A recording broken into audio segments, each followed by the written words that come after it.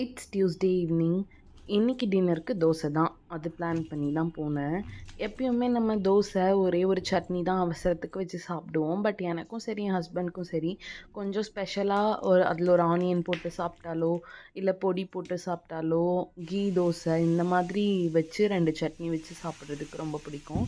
Sometimes hotel ஸ்டைலில் இட்லி சாம்பார் வச்சு சாப்பிட்றதும் ரொம்ப பிடிக்கும். மைல்டாக இருக்கும்.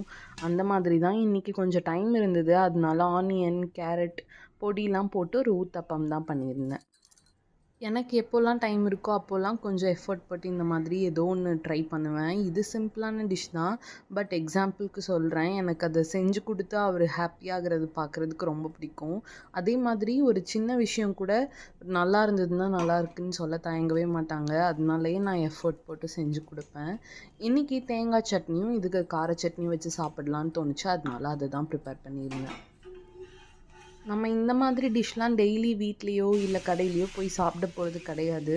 ஸோ நம்ம ட்ரை பண்ணுறப்போ கண்டிப்பாக கொஞ்சம் ஆயிலோ பட்டரோ இல்லை கீயோ கொஞ்சம் எக்ஸ்ட்ராவாக விட்டு சாப்பிட்டா தான் நல்லாயிருக்கும்.